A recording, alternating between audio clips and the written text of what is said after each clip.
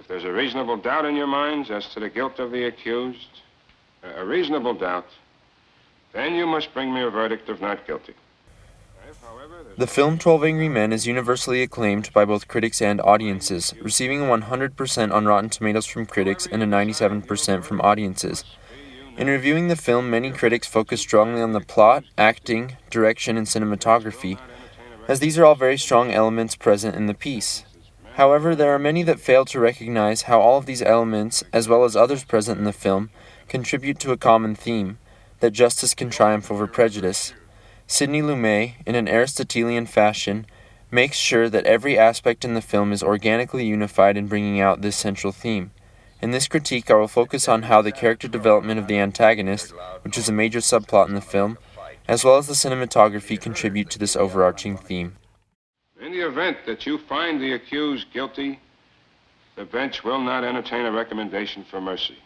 The death sentence is mandatory in this case. The basic plot of the film is that a teenager of some racial minority is accused of killing his father.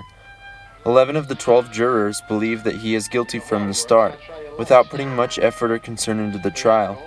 As the plot unfolds, the sole juror in favor of a not guilty verdict, due to reasonable doubt, slowly convinces the other jurors to doubt the boy's guilt by pointing out the shaky and often questionable evidence presented in the trial.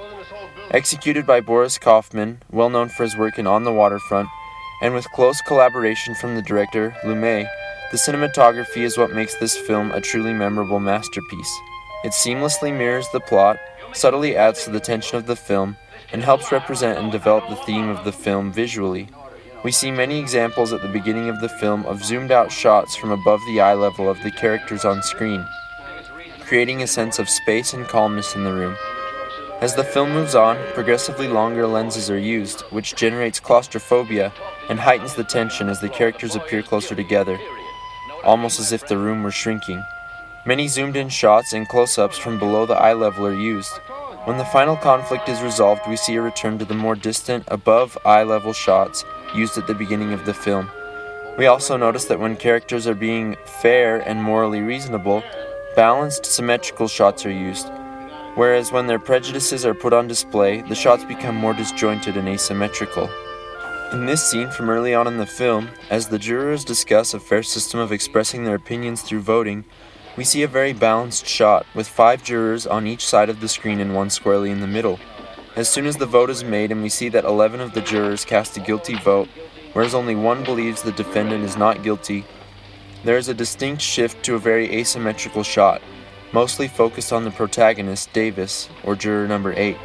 This brings out the beginning of contention in the jury room and magnifies the contrast between the objectivity and fairness of Davis and the irrationality and prejudice of the other jurors.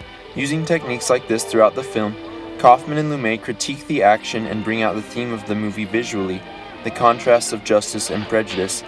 And as viewers, we are either consciously or subconsciously affected by this as our emotions and opinions fluctuate together with the cinematography of the film. Lumet does not underestimate the intelligence of his audience and presents his message on a comprehensible level, teaching in the method suggested by Danish philosopher Søren Kierkegaard. What about all the other evidence? What about all that stuff? The knife, the whole business?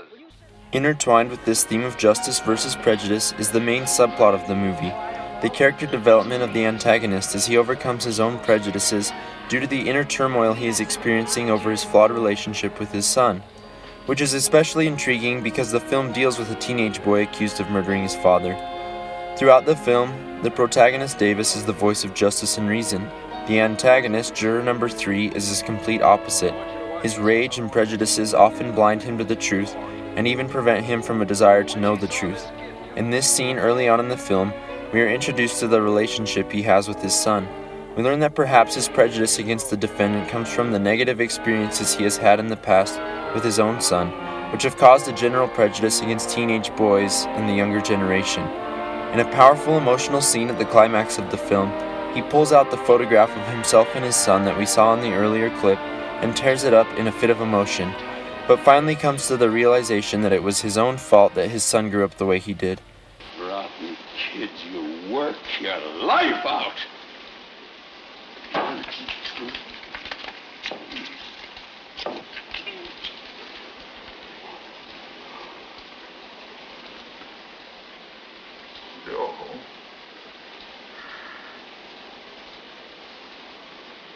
Not guilty.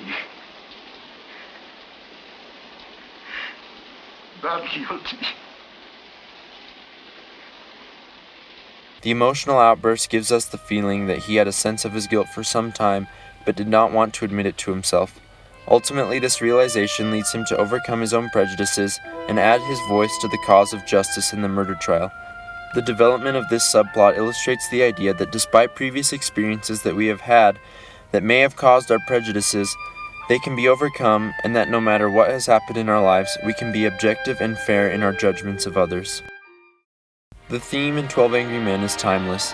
It is as applicable in our day as it was in 1957. The methods used to communicate this message help make this movie a true masterpiece of film that has stood and will stand the test of time.